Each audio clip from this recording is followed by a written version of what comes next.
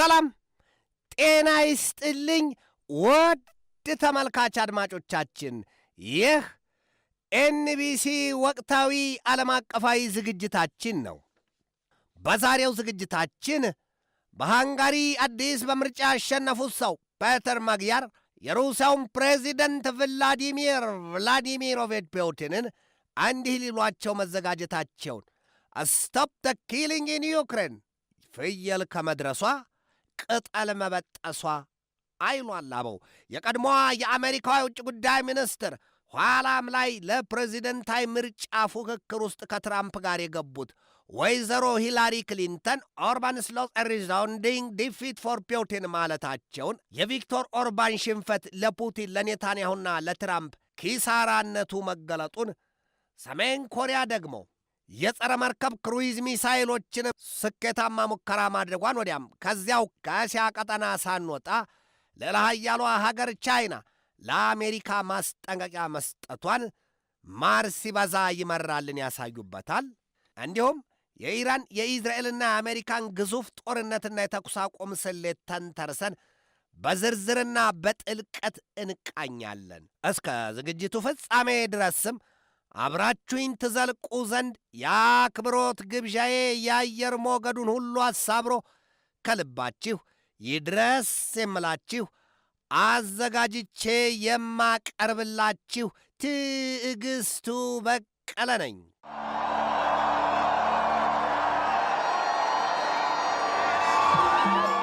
እየቀለቡት የሚከሳ እየነገሩት የሚከሳ ይሉትን ያስታውሷል።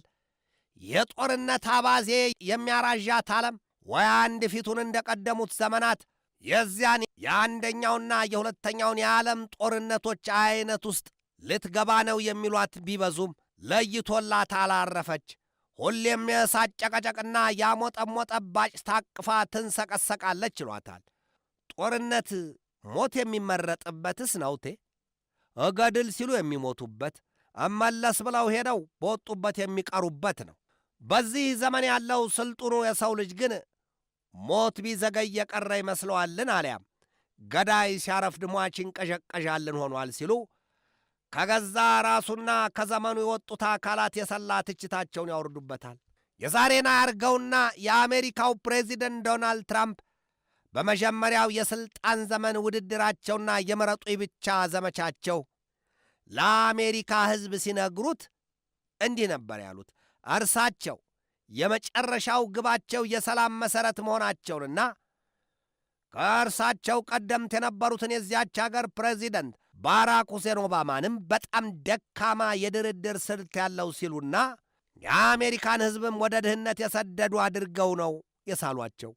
ኦባማ ግን ሜክ አሜሪካ ግሬት አጌን ቢሉም ጠላትና ወዳጁን መለየት ያልቻለ ብለዋቸው እንደነበር አይዘነጋም። ትራምፕ የአሜሪካ ሕዝብ ግን ለማሸነፍ ተቃርበው የነበሩትን ሂላሪ ክሊንተንን ለማሸነፍ ከተቃረቡበት የዚያ የ2016ቱ ፕሬዚደንታዊ ምርጫ አንስቶ ቁልቁል መልሶ በአንጻሩ ያልታሰቡትን ትራምፕን መርጧቸዋል ነው የተባለው። ትራምፕ በዚያ ምርጫቸው የሩሲያው ፕሬዚደንት ቭላዲሚር ፑቲን ጣልቃ ገብተው አስመርጧቸዋል የሚል ሐሜትም ክፉኛ ሲራገብባቸው እንደነበር አንዘነጋውም። ትራምፕ በመጀመሪያው የሥልጣን ዘመናቸው እንዳሉትና እንደተናገሩት በምርጫ ሚዛን ሊያስደፋቸው በቻለው ንግግራቸው የሰላምን ጉዳይ የማስቀደማቸውን ነገር ሲያሳዩ ከሰሜን ኮሪያው መሪ ኪም ጆንጉን ጋር መነጋገራቸውና ለ4 ሰዓታት የዘለቀ አስተርጓሚ ውይይት ካደረጉ በኋላ የአሜሪካው ፕሬዚደንት ዶናልድ ትራምፕ ወጡና ጎበዝ፣ የድል ብስራቴን ስሙኝ፣ ከዚህ ቀደም በአሜሪካ ፕሬዚደንቶች ታሪክ ማንም የሞከረውን ቀርቶ ያላሰበውን ሁሉንም አሳክቸዋለሁ። ከሰሜን ኮሪያው መሪ ኪም ጆንጉን ጋር የተሳካ ድርድር አድርገናል፣ የዲፕሎማሲ ድል ተቀዳጅተናል ሲሉ መናገራቸውና የሰሜን ኮሪያው መሪ ኪም ጆንጉንም በአንጻሩ ትራምፕ ስላሉት ነገር ምንም የተረዱትና ግንዛቤ እንደሌላቸው መገለጡ በጊዜው የዓለም አቀፉ ትንታኔ ዘገባ ላይ በደንብ የተመለከትኩት ጉዳይ ነው። ዋሽንግተንና ፒዮንግያንግ መግባባት ሳይችሉ ተፈነጃጅረው ይኸው እስከ ዛሬም ድረስ ባሉበት የጎሪጥ እየተያዩ አንዳንዴም ጥርስ እየተናከሱ ዘልቀዋል። ሰሜን ኮሪያ ከአሜሪካ ጋር ምን ብትደራደር ምን ብትወያይ ተግባብቻለሁ ብላ የምትቆምበት ነጥብ የለም ይሏታል። ለምን ቢባል የለም አሜሪካ ስሌቷ ዶሮን ሲያታልሏት በመጫኛ ጣሏት እናት ሰሜን ኮሪያን ቀስ ብላ ገዝግዛ የታጠቀችውን የኒውክለር ጦር መሳሪያና ሌሎች አጥፊ መሳሪያዎቿን ለማስፈታት ካልሆነ በስተቀር እውን አሜሪካ ከዚያች ከድሃይቱ አገር ሰሜን ኮሪያ የምትፈልገው ሩዝ ወይስ ሌላ ነገር ይኖራት ይሆን ሲሉ የሚሳለቁት ብዙዎች ናቸው። በእርግጥም አሜሪካ የኋላ ላይ በፕሬዚደንቷ ዶናልድ ትራምፕ አንደበት አወጣችውና ግልጥ አሰጣችው እንጂ የሰሜን ኮሪያን የኒውክለር ጦር መሳሪያ ለማስፈታት እንደውም ሰሜን ኮሪያን የኒውክለር ታጣቂ ሀገር አድርጋ ዕውቅና እንደማትሰጣት ሁሉ መናገሯን እናውቃለን። አሜሪካ ከዚያም ትዘላለች። የሰሜን ኮሪያን አጋር አባሮች ያለቻቸውን ሩሲያና ቻይናንም የኒውክለር ጦር መሳሪያ ትጥቃቸውን ለማስፈታት የሩቅና የጥልቅ ስሌት እንደ ቀመረች ትገልጣለች። ሰሜን ኮሪያ ከአሜሪካ ጋር ያለውን ነገር መፍትሔ የሚሰጠን የኒውክለር ጦር መሳሪያችን ነው ስትል ትተወውና ከሩሲያና ከቻይና ጋር ያለውን ግንኙነቷን በተገቢው ማጥበቋን ትገልጣለች። ኧረ እንደውም ለሩሲያ የጦር መሳሪያና እንዲሁም ከ10,000 በላይ ወታደሮቿን ስለ መስጠቷ ብዙዎች ይነግሩባታል። ትራምፕ በቬኔዙዌላ የአገሪቱን ፕሬዚደንት ከነምሽታቸው ኒኮላስ ማዱሮን አስረው ሲወስዱ ብዙ መልእክት አለው ለሌሎቹ ሀገራት መልእክታችን ይድረሳቸው ማለታቸው አይዘነጋም።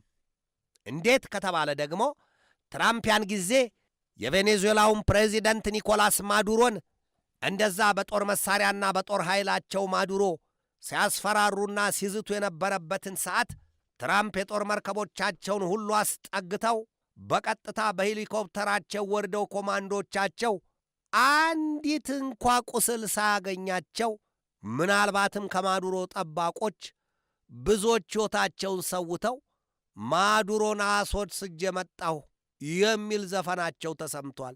ትራምፕ ማዱሮን ሁለት እጃቸውን በሰንሰለት አስጠርቀው ከሞቀው ቤተ መንግሥታቸው አውጥተው ከምሽታቸውም እቅፍ ነጥቀው ሁለቱንም ኋላና ፊት አድርገው ሀገራቸው ለፍርድ ገና ከአሜሪካ ሕግ ፍርድና ፍትሕ እየጠበቁ ነው ማዱሮ። ታዲያ ያንን ያዩና የሰሙት የሩሲያና የቻይና ወዲያም የሰሜን ኮሪያ ፖለቲከኞች የውሻን ጥርስ ባጥንት ይፈሩታል። ጎበዝ ምን እንጠብቃለን? እኒያ ሰው ትራምፕ ለማንም አይመለሱምና ሳይቃጠል በቅጠል ሳይቀርብ በሩቁ ለአጻፋ ምላሽ ነግበኔን ተርተው መዘጋጀታቸውን አንዘነጋውም። ትራምፕ በሩሲያና ዩክሬን መካከል ጦርነቱን ለማስቆም ያለመቻላቸው አንድ ሌላና ትዝብት ውስጥ የጣላቸው ጉዳይ ሆኗል። የሩሲያው ፕሬዚደንት እንዲሁም ሌሎቹ የሀገሪቱ ፖለቲከኞች እንዲህ በማስፈራራትና በዛቻ የሚያሸበርኩም የሚንበረከኩም አልሆኑላቸውም ይሏቸዋል። ትራምፕ መጀመሪያ በምርጫ ዘመቻቸው እኔ ተመርጬ ቢሆን ኖሮ አሉ ባይደን ቀርቶ እኔ ተመርጬ ቢሆን ኖሮ እኮ ሩሲያና ዩክሬን ወደ ጦርነት አይገቡም ነበር። ደግሞም አሁንም ከተመረጥሁ አሉ የሩሲያና ዩክሬንን ጦርነት በ24 ሰዓት ብቻ አገተዋለሁ ወይም አስቆመዋለሁ። በትረ ሥልጣናቸው በትረ ሙሴን የሆነ መስሏቸው ይሆን ወይ ሲሉ በጊዜው የተሳለቁባቸው ሕልቆ መሳፍርት የላቸው። መለኮታዊ ነበሩ የእሳቸው ሥልጣን ብዙዎች ብለዋቸዋል። ትራምፕ በፍልስጤምም ቦርድ ኦፍ ፒስ ሲሉ ያቋቋሙት አካልም ቢሆን እስከ ዛሬ ለፍልስጤማውያኑ ይሄ ነው የሚባል ጠብ ያለ ነጥብ አልታየበትም። ብቻ ግን ትራምፕ ራሳቸውን ዘ ፒስ ፕሬዚደንት ወይም የሰላም ፕሬዚደንት ሲሉ ማሞካሸታቸውም ይታወቃል። ምን ያደርጋል የሰላም የኖቤል ሽልማቱን ሲቋምጡለት ከዐይናቸው ወደ ሌላ ሰው ጉሮሮ ሲከተው አይተዋል ይሏቸዋል። በሩሲያና ዩክሬን ጦርነት ድጋፍም ተቃውሞም የለኝም ስትል በገለልተኛነት የቆመችዋ ቻይናም ብትሆን ከሐሜትና ከአሜሪካ ማስጠንቀቂያ አልተረፈችም ይሏታል። አሜሪካ ቻይናን በታይዋን ደሴትና በደቡብ ቻይና ባህር የተነሳ ስጋቷ አድርጋን የምትመለከታት እኒሁ የዛሬው የአሜሪካው ፕሬዚደንት ዶናልድ ትራምፕ አሁን ካሉት የቻይናው ፕሬዚደንት ሺ ጂንፒንግ ጋር በተደጋጋሚ መወራመታቸውና የከፋና የወረደ ቃላት መመላለሳቸው ይታወሳል። የኮሮና ቫይረስ ወረርሽኝን በእናንተ የውሃን ላቦራቶሪ የቫይረስ የምርምር ተቋማት ከዚያ ፈትልኮ የወጣ ሆን ብላችሁ የሠራችሁት ቫይረስ አይደለም ወይ? እናንተ ናችሁ መዘዙና መምጫው መንስኤው እናንተ ናችሁ ሲሏቸው እንደነበር አይዘነጋም። ታዲያ እኒያ የቻይናው ደርባባው ሰው ሺጂንፒንግም በትራምፕ ምላስ የተነሳ እሳቸውም አንደበታቸው ሰልቶ ለትራምፕ ምላሽ ያሉትን ሁሉ መናገራቸው አልቀረም ነበር በጊዜው። በዚያን ዘመን የንግድ ጦርነት ውስጥ የገቡበት ጊዜም ነው ቻይናና አሜሪካ።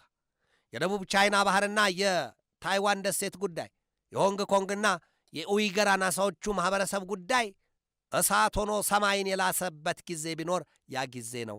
ዛሬም በሁለተኛው የምርጫ ዘመናቸው ትራምፕ ቻይናን በአገም ጠቀምነው ወይም ባወኩሽ ናኩሽም አሊያም ደግሞ የፈሩት ይደርሳል የጠሉት ይወርሳልን አድርገው ነው የሚመለከቷት። ንቀት ውስጣቸው ቢኖርም በአፋቸው ግን አያወጧትም። አሜሪካ ከዚያው ከእስያ ቀጠና በጠንቀኛነት ፈርጃ የምትመለከታት ሰሜን ኮሪያም ተጠቃሿ ናት። ሰሜን ኮሪያ በተደጋጋሚ የተለያዩ የአጭርና የረዥም ርቀት ተምዘግዛጊ ሚሳይሎቿን መሞከሯ ይታወቃል። ለሌላ ለማንም አይደለም። ሰሜን ኮሪያ ጠላት አለች ስትል ቅድሚያ 3 አገራት ናቸው፣ ደቡብ ኮሪያ፣ ጃፓንና አሜሪካ። ደቡብ ኮሪያና ጃፓን በዚያው በእስያ ቀጠና ያሉ የሰሜን ኮሪያ ጥይት ከተተኮሰ ከነመረቁ የሚጋቱት አገራት ናቸው። አሜሪካ እንኳ ቶሎና ብዙም የማይደርሳት አገር ናት በዚያ ልክ። ነገር ግን ሰሜን ኮሪያ የአሜሪካንን ማህል ወይም እምብርት ነድሎ የሚጥሉ የጦር መሳሪያዎች እንዳሏት ይነገራል። እንደ ህዋሶንግ 17 መሰል የኒውክለር ተደራሾቹ የባለስቲክ የክሩይዝና የሱፐርሶኒክ ሚሳይሎቿ ብዙ ጊዜ እንዳርጩሜ የምታስፈራራባቸው መሆናቸው ይገለጣል። ሰሜን ኮሪያ ዛሬም የጸረ መርከብ ክሩይዝ ሚሳይል ከጦር መርከቧ ላይ ስኬታማ ሙከራ አድርጋለች ነው የተባለው። ሀገሪቱ ሙከራውን ያደረገችው ደግሞ ከቾሄሂዮን የጦር መርከቧ ላይ ነው። ፒዮንግያንግ ከዚህ በኋላ የኒውክለር ጦር መሳሪያዎቿን ያለ ገደብ ለማስፋፋትና ለማጠናከር ወስና ተቀምጣለችም ነው የተባለው። ሰሜን ኮሪያ በማለዳው የሞከረችው 2 የስትራቴጂያዊ ክሩይዝ ሚሳይሎችና 3 የጸረ መርከብ ሚሳይሎችን ነው። የሰሜን ኮሪያን የጦር መሳሪያ ሙከራ በአካል ተገኝተው የተመለከቱት የሀገሪቱ መሪ ኪም ጆንጉንም በበኩላቸው The preparedness of our army's strategic action has been strengthened in equality with various achievements recently made in the field of defense science ነው ያሉት። በመከላከያ ሳይንስ ዘርፍ የሀገራችን ጦር ኃይል ለከፍተኛ የጦር ምላሽ መዘጋጀቱን ስናይ ማንም አይደፍረንም፣ ባለቤቱን ካልናቁ አጥሩን አይነቀንቁ ይሉትን አንሆንም። ኪም አክለውም ይህንን አሉ። Bolstering up the powerful and reliable nuclear war deterrent truly and without limit ሲሉ ፈርጣማ ጡንቻቸውን እያሳዩ ደረታቸውን ነፍተዋል። ከዚህ በኋላ ቀደም ሲል እንዳልኩት ሰሜን ኮሪያ ወይም መሪዋ ኪም ጆንጉን እንዲሁም ሌሎቹ ፖለቲከኞች አሻፈረኝና ሞክረኝ፣ ከዚህ በኋላ የኒውክለር ጦር መሳሪያችን ነው ዳኛችን፣ ማንም አይዳኝንም፣ ከማንም ጋርም ድርድር ብለን አምነን አንቀመጥም የሚል አቋም አላቸው። ኪም ያስሞከሩት ክሩይዝ ሚሳይል ከ7869 እስከ 7920 ሰከንዶች በአየር ላይ መምዘግዘጉና የጸረ መርከብ ሚሳይሎቹም ቢሆኑ ከ1960 እስከ 1973 ሰከንዶችን በአየር ላይ በከፍተኛ ፍጥነት መክነፋቸውን የተገለጠው። ታዲያ በቢጫው ባህር የታለመላቸውን ኢላማም ደብዛውን አጥፍተው ማውደማቸውን የተገለጠው። በዚህ ወቅት የምድሪቱን ዝርት በሾረበትና የዓለም ሀገራት የጦርነት ባሩድ ሽታ እያወዳቸው ወዲህም የነገር ያለህ በሚባባሉበት ዘመን ሰሜን ኮሪያ የእነ አሜሪካን ረዣዥምና ሹል ክራንቻ በኢራንና በቬኔዙዌላ ይተዋለችና ዳኛዋን መርጣለቻውም የኒውክለር ጦር መሳሪያዋን። የደቡብ ኮሪያና የአሜሪካን ጦር ኃይል የሰሜን ኮሪያን የቅጽበት እንቅስቃሴ ሳይቀር በቅርበትና በንቃት እየተከታተለ መሆኑንም አስታውቋል።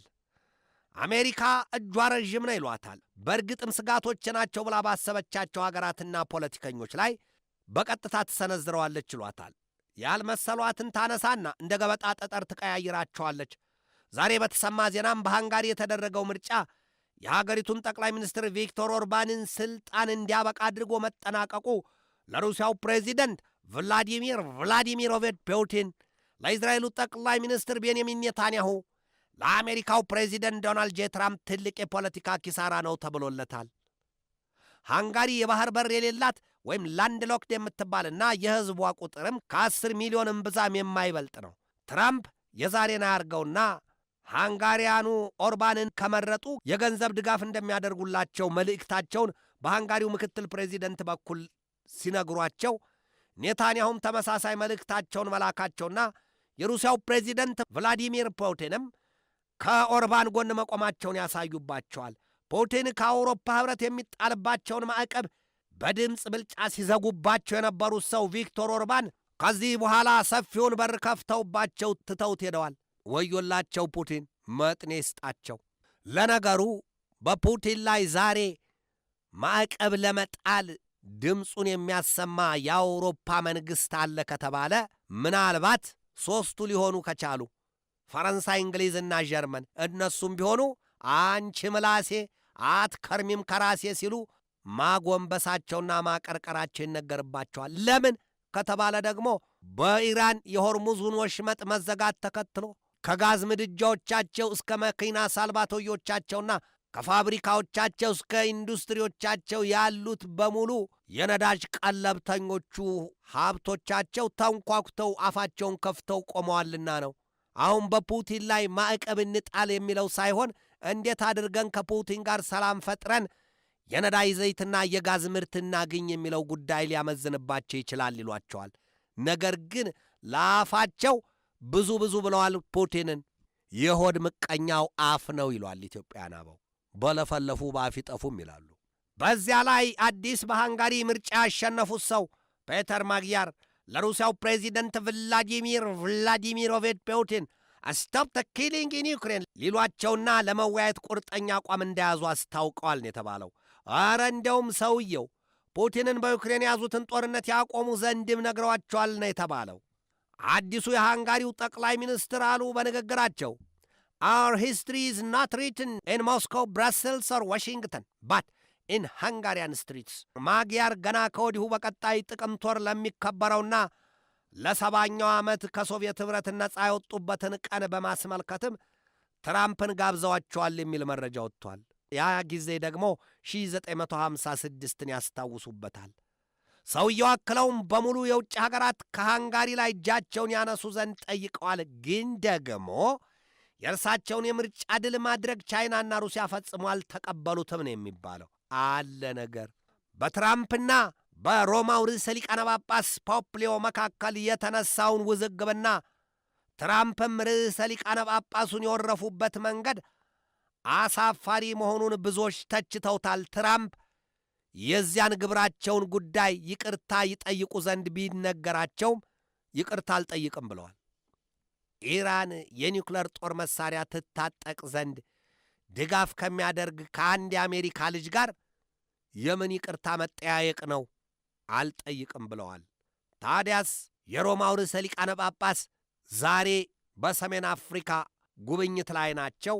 እሳቸውም በበኩላቸው ለትራምፕ ይህንን መልስ ሰጥተዋቸዋል ነው የተባለው። ኖ ፊር ኦፍ ዘ ትራምፕ አድሚኒስትሬሽን። የሮማው ርዕሰ ሊቃነ ጳጳስ በመልእክታቸው to put my message on the same plane as what the president has attempted to do here. I think he is not understanding what the message of the gospel is. የወንጌል መልእክት ምን እንደሆነ አልተረዱም ፕሬዚደንቱ። ፓፓው ያሉትን ትራምፕ ከሰሟቸው እርሳቸውም በፊናቸው ከእኛ በላይ ፉጨት አፍ ማሞጥሞጥ ነው ናቸውና ተደፍሬያለሁ ማለታቸው ነገር ሳይታለም የተፈታ ነው። ለዚያም ሳይሆን አይቀርም የሮማው ርዕሰ ሊቃነ ጳጳስ ኖ ፊር ኦፍ ዘ ትራምፕ አድሚኒስትሬሽን ሲሉ በይፋ የተናገሩት። ለነገሩማ እኮ ሁለቱስ የአንድ አሜሪካ ልጆች አይደሉም ነበር ወይ? ርዕሰ ሊቃነ ጳጳሱ ፖፕ ሊዮ 16ኛ ዛሬ በአልጄሪያ ጉብኝታቸው መጀመሪያ ያስቀደሙት የሰላም ጥሪ ነው። ትራምፕም እኮ ራሳቸውን ዘ ፒስ ፕሬዚደንት ብለዋልና ጉዳዩ ያ ሌላ ይሄ ሌላ ነው ሲሉ መነዛዝሪያ ያሳዩባቸው ብዙዎች ሆነዋል። ዛሬ የወጣው ሌላው መረጃ ያሳየው ነገር የብሪክስን መፈተን ገልጦታል። War tests BRICS and reveals its limits ይላል። እውነትም የብሪክስን ጥምረት ለጦር ኃይል ወይም የወታደራዊ ጥምረት ያለ መሆኑን ለተገነዘበ ሰው የብሪክስ አባል ሀገራቱ ተከፋፍለዋል። ወደው ሳይሆን ድንገት በሆነ ክስተት ተከፋፍለዋል። ኢራን የብሪክስ አባል ናት። ሳውዲ አረቢያ የብሪክስ አባል ናት። የተባበሩት አረብ ኤምሬት የብሪክስ አባል ሀገር ናት። ኢትዮጵያን ጨምሮ እንግዲህ ወደ 11 መድረሳቸው ነው የብሪክስ አባል ሀገራቱ። ታዲያ ዛሬ ላይ አሜሪካና ኢዝራኤል በጣምራ በከፈቱት የኢራን ጦርነታቸው ኢራን የበቀል ምላሿን የሰጠችበት መንገድ እኛን የብሪክስ አባል ሀገራቱን አቃቅሯቸዋል ነው የሚለው መረጃው። እንዴት ከተባለ ደግሞ ምንስ ቢሆን የብሪክስ አባል ሀገራት አይደለንም ወይ ሁላችንስ? እንዴት ነው ኢራን ጨክና በእነዚያ ሀገራት ላይ አፈሙዟን ያዞረችው? እንዴት ተብሎ ታዲያ ኢራንስ ወዳን ነው ወይ? አይደለም። አሜሪካን መበቀል የምትችለው ከቅርቧ ባሉት ሀገራት የአሜሪካን የጦር ማዘዣዎችና የጦር ሰፈሮች በመምታት ነው። ያንን አድርጌያለሁ ነው የምትለው ኢራን። ኢራን ዛሬም ቢሆን ከባሕረ ሰላጤውና ከመካከለኛው ምስራቅ ቀጠና ሀገራት ጋር ቂምና ቆርሾ የለኝም፣ የመታሁት የአሜሪካን የጦር ማዘዣ ሰፈሮች እንጂ እነዚያን አጎራባቾቹን ወዳጆችን ሀገራት ለመምታት በፍጹም ምንጊዜም ቢሆን አላደርገውም የሚል አቋሟን ያሳየችው። ዛሬም ይህንኑ ደግማ ትገልጣለች ኢራን። ለብሪክስ ግን በአንጻሩ ፈተና ሆኗል። አይዋጥ አይተፋ። በምን ይፈተዋል?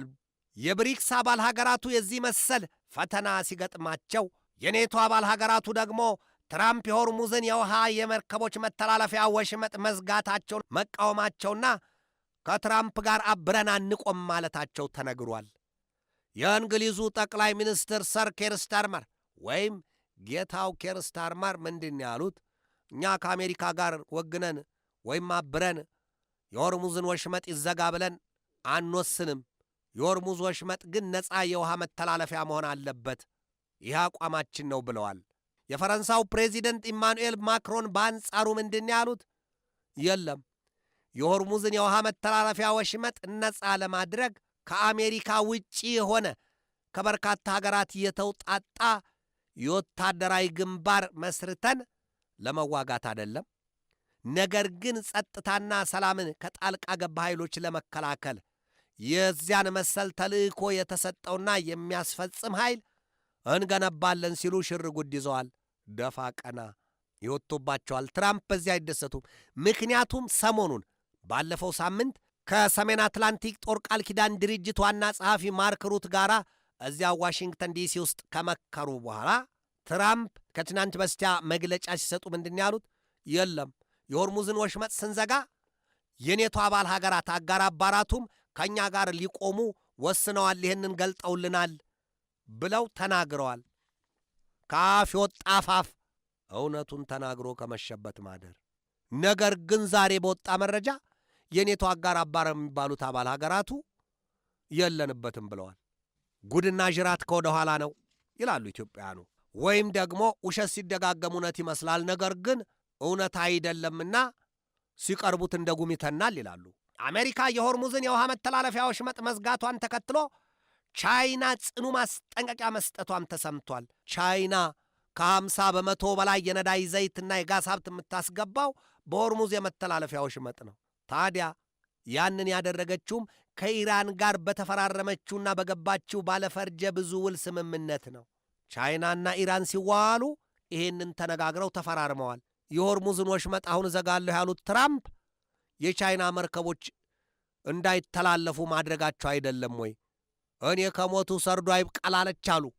ያቺ የጭነት አገልግሎት የምትሰጠዋ የቤት እንስሳ አህያ ለማለት ነው። እውነት እሷ ብላው ይሁን አይሁን ግልጥ ያለ ነገር ባይገኝም፣ ነገር ግን ምሳሌያዊው አነጋገሩ ወይም ዘይቤው እኛ በሆርሙዝ የውሃ መተላለፊያ ወሽመጥ የነዳጅ ዘይት ጫኝ መርከቦቻቸው የማይተላለፉ ከሆነ ባልበላም ጭሬ ላፍስስ አለች አሉ ዶሮ። ማንም አይሄድበትም። ቻይና ደግሞ በመከላከያ ሚኒስትሯ አድሚራል ዶንግጁን በኩል ምንድን ያለችው ጥብቅ ማስጠንቀቂያ ስትሰጥ፣ አለቀ፣ እኛ ውል ተፈራርመናል፣ የቻይና መርከቦች በቀጥታ መተላለፍ አለባቸው፣ በማንም ሊታገዱና ሊከለከሉ ሊፈተሹ ሊያዙ አይገባም፣ ልቀቂ ብለዋታል አሜሪካን። አዞር ሲዞር አደረ። ነገር እንዲህ ሲነካካ ሲጦዝና ሲካረር ብዙዎችን እንደ ተላላፊ በሽታ ማዳረሱ የማይቀር ነው። አሁን የሆነው ይሄ ነው። አረ ለመሆኑ አሜሪካ ትራምፕ በያዙት የሆርሙዝን ወሽመጥ በመርከቦቻቸው የመዝጋት ስሌት እስከ መቼ በዚያ ደርድረዋቸው ወይም ዘግተውት ይዘልቃሉ? ኢራንስ በዚህ ሁኔታ ታግሶ የሚቆም ወኔ ያላት ይሆን ወይ? የ2 ሳምንታት የተኩስ አቁም ስምምነቱ ይገድባት ይሆን ወይስ ጨርሶም አልተጣሰ ይሆን? ወዲህ ኢዝራኤል በሊባኖስ በያዘችው ጥቃቷ ዛሬም ጠንክራ መቀጠሏ ተነግሯል። ሐዝቦላ መግለጫ ሲያወጣ ከኢዝራኤል ጋር ሊደረግ የታቀደውን የሊባኖስ መንግሥት ድርድር ጨርሶ እንዲሰርዘው ጥያቄ አቅርቦለታል። ሐዝቦላን የምትደግፈው ኢራን ናት። በ2 ሳምንታቱ የተኩስ አቁም ሂደት የሕዝቦላ ወይም የሊባኖስም ጉዳይ መካተት አለበት የሚል መረጃ ወጥቷል። ተካቷልም ሲሉ የፓኪስታኑ ጠቅላይ ሚኒስትር ሼህባዝ ሸሪፍ ለዓለም ሕዝብ ተናግረዋል። የተናገሩት ከሚጠፋ የወለዱት ይጥፋ አይደለም ወይ? ያንን ቃል ካስተላለፉ በኋላ አሜሪካና ኢዝራኤል ሽረውታል። የሊባኖስ ጉዳይ በተኩስ አቁም ስምምነቱ አልተካተተም። ኢራን ደግሞ ሊባኖስ ጥቃት የሚያርፍባት ከሆነ በፍጹም የማንታገሰው ጉዳይ ነው፣ የራሳችን ነውና ሊባኖስ ከተመታች በቀጥታ ኢራን ተመታች ማለት ነው። አፍንጫን ሲመቱት ዓይን ያለቅሳል። በሊባኖስ ያለው አቆትሞ ከኢራን ጋር በቀል ውስጥ የገባው ሐዝቦላ ወዲያም የየመን ሐውቲዎች ምንጫቸው አንድ ነው፣ ከኢራን ነው። የጦር መሳሪያ ቢሉ ስንቅና ትጥቁ፣ ጥይቱ፣ ስልጠናው ቢሉ አመራሩ ከኢራን የሚመነጭ አይደለም ወይ ይላሉ። ኢራን ይህንን አልሸሸገችም። በቃ በግልጥ ተናግራለች። ሊባኖስ ላይ የሚደረገው ጥቃትና ጦርነት በዚህ የተኩስ አቁም ስምምነት ተካቷል፣ መቆም አለበት። አልቆመም ጦርነቱ። አሜሪካ የሆርሙዝን ወሽመጥ ዘግታለች። ከድርድሩ መፋለስ በኋላ የተኩስ አቁም ስምምነቱ ተጥሷል ወይስ ተከብሮ ቀጥሏል? ይህንን ለማየት መነጽር ማድረግ አያስፈልግም። የተኩስ አቁም ስምምነቱና ስሌቱ ቀጥሏል ማለት አይቻልም። እጅግ አስፈሪ ነው። ኢራን ዛሬም መግለጫ አውጥታለች። ይሄ ከፍተኛ የሆነ የሉዓላዊነት ጥሰት ነውና ብመራው አይማረኝ፣ የምታገሰው ጉዳይ አይደለም ብላለች ኢራን። አሜሪካ የሠራችው የሆርሙዝን ወሽመጥ የመዝጋት ስሌት በኋላ ስለት ሆኖ ወደ አንገቷ እንዳይዞር የለሁበትም ብላለች። የኢራን አብዮታዊ ዘብ ኃይል IRGC በከፍተኛ ደረጃ ቁጣው ገንፍሎ የተኩስ አቁም ስምምነቱ ሊጣስ ነው የለሁበትም ሲል ዛሬም አስጠንቅቋል። ዓለም በዚህ ሰዓት በየቅጽበቱ አዳዲስ መረጃዎች ከተለያዩ ገጾቿ ይወጡባታል። የሰላም ሐዋርያ ግን አንድ እንኳ ብቅ ቢል ስለ ሰላም ብሎ ይሄን ተናገረ በሚል በተለይም የሮማውን ርዕሰ ሊቃነ ጳጳስ ፖፕ ሊዮ 16ኛን የአሜሪካው ፕሬዚደንት ዶናልድ ትራምፕ ክፉኛ ነቅፈዋቸዋል። ወደ ሌላ ተመንዝሯል። ሰላም ያለ መሥዋዕትነት የሚገኝ የሕይወት መሰላል፣ የሕይወት መሠረት አልሆነም። ስለ ሰላም ሲባል መሥዋዕትነት ይከፈላል። ሰላምን ሌሎች እንዲኖሩበት በሰላም እንዲወጡና በሰላም እንዲገቡ ለማድረግ የብዙዎችን መሥዋዕትነት ይጠይቃል። ስለ ሰላም ድካም፣ ገንዘብ፣ ዕውቀት፣ ብዙ ውጣ ውረድ የሚገጥምበት ዘመን ነው። ሸምጋይ ዳኛና ገላጋይ የማይታወቅበት ዘመን። ፖለቲከኞች ከጥፋታቸው በቃ ብለው ቆም ብለው ለማየት የማይፈልጉበት። ሰላም ከሌለ ሕዝባቸውን በምን መልኩ ያስተዳድሩታል? ሕዝብ ከየትኛውም መንግሥት ሰላምን ይጠብቃል። የሚገብረው ግብር ሰላምን ለማግኘት ቅድሚያ፣ ከዚያስ እንደ ሕክምና፣ ትምህርት፣ የመብራት ወይም የውሃና የሕክምና አገልግሎቶችን በሰፊው የመንግሥት የልማት ዕቅድ እየተነደፉ ሰፊና የማይነጥፍ ተጠቃሚነቱን ማረጋገጥ ይፈልጋል ሕዝብ። መጀመሪያ ግን ሰላም ከሌለ አኝከው ሊውጡት ያዘጋጁት ያን ቃል በትንታ ያሰናብታል። ሰላም ከአንድ ሰው ይጀምራል። ስለ ሰላም የሁሉም መሥዋዕትነት ያስፈልጋል። ሰላም የሕልውና መሠረት መሆኑን ጠንቅቆ መረዳት ያስፈልጋል። በዘመኑ ያሉት ፖለቲከኞችስ ስለ ሰላም ጉዳይ አቋማቸውና ግንዛቤያቸው ምንድን ነው? የት ድረስ ነው? ምን ይመስላል ከተባለ ውስጡን ለቄስ ሰላም ብዙ ጊዜ እንደምንለው የህልውና የሕይወት መሠረት ነው። ሰላም ካለ በሥርዓት ታሞና አጣጥሮ የምድርን ሕይወት መሰናበት ይቻላል። እሱም ሰላም ያስፈልገዋልና። ውድ የኤንቢሲ ተመልካች አድማጮቻችን የዛሬን በዚህ ተሰናበትኳችሁ። ከነገ በስቲያ በሌላ ርዕሰ ጉዳይ እንገናኛለን። እስከዚያው ከልባችን እስከ ዓለማችን ሰላም ተመኘሁ። በድጋሜ ሰላም።